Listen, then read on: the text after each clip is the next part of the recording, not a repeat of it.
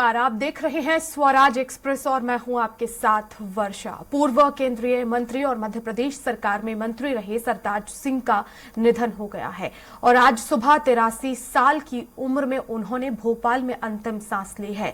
सरताज बाबूजी के नाम से पहचाने जाने वाले सरताज सिंह लंबे समय से बीमार चल रहे थे। वे 5 बार के सांसद और 2 बार के विधायक थे। 2018 के विधानसभा चुनाव में अपनी परंपरागत सीट सिवनी मालवा से टिकट नहीं मिलने पर वे बीजेपी को छोड़कर कांग्रेस में चले गए थे।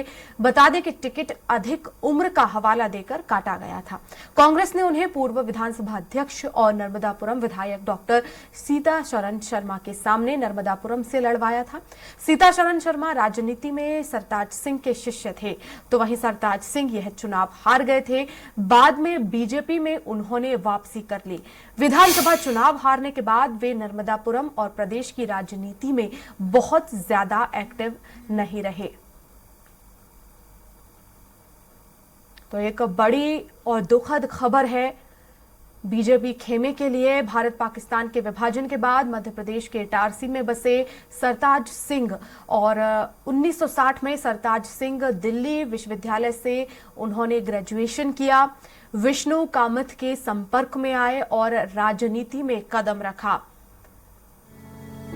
तो 1971 में इटारसी नगरपालिका के कार्यवाहक नगरपालिका अध्यक्ष भी बने सरताज सिंह और 2008 से 2016 तक मध्य प्रदेश सरकार में मंत्री भी रहे हैं। तो केंद्र में एक बार स्वास्थ्य मंत्री और प्रदेश में वन व लोक निर्माण मंत्री भी रहे हैं सरताज सिंह, जिनका निधन हो गया है। नर्मदापुरम संसदीय क्षेत्र से 1989 से 1996 तक 3 लोकसभा चुनाव में कांग्रेस को हराया। और इसी खबर पर हमारे साथ state editor Ajay Tripathi ji phone line पर जुड़ गए हैं। अजय जी, बीजेपी खेमे के लिए एक बड़ी दुखद खबर है, पूर्व मंत्री बीजेपी नेता सरताज सिंह नहीं रहे। स्वाभाविक रूप से सरताज सिंह जी का निधन भारतीय जनता पार्टी के लिए उस पूरे इलाके में मध्य भारत क्षेत्र में बड़ा निधन है, क्योंकि सरताज सिंह उन नेताओं में शुमार थे।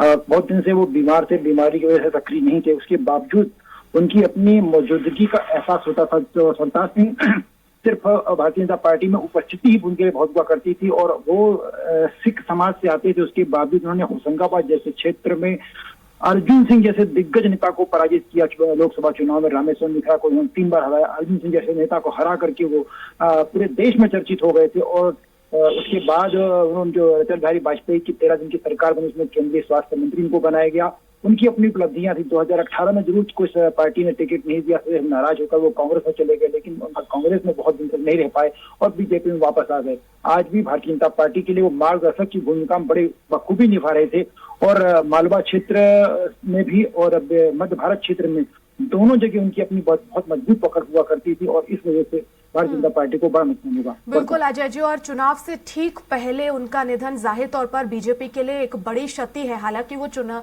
इतने ज्यादा राजनीति में एक्टिव नहीं रहे स्वास्थ्य कारणों के चलते, लेकिन वरिष्ठ हैं और ऐसे में जाहिर तौर पर वरिष्ठों का सम्मान हमने देखा है कि बीजेपी में होता है और यही वजह है कि उन्हें आने वाले समय में कहीं ना कहीं बीजेपी को एक इसका फायदा होता।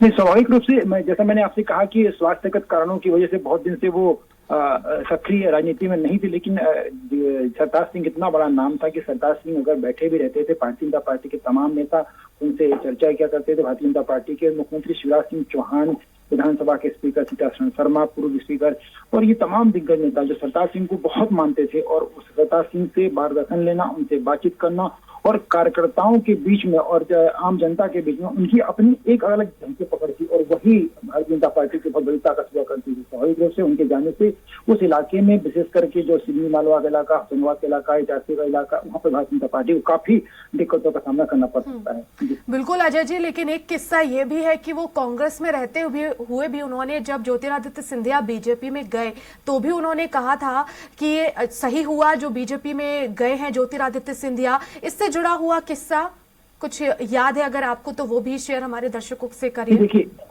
जैसा मैंने आपसे कहा कि सरताज सिंह मूलतः आरएसएस के व्यक्ति थे और आरएसएस का होने की वजह से आरएसएस के जितने लोग अगर बीजेपी छोड़ भी देते हैं तो वो लोग उनकी प्रतिबद्धता उस परंपरा के प्रति, उस पार्टी के प्रति बनी रहती है और यही सरताज सिंह में दिखाई देती थी।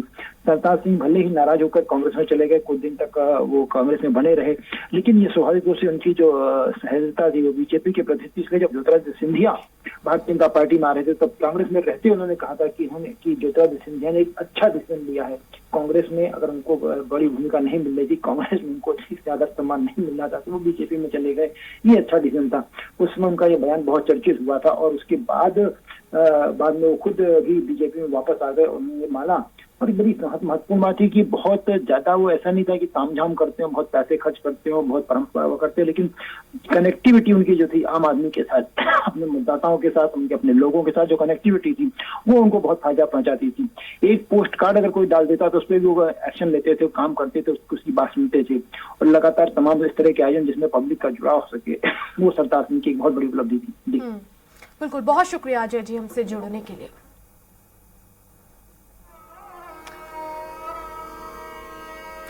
तो नहीं रहे सरताज सिंह, बीजेपी के लिए एक बड़ी क्षति है।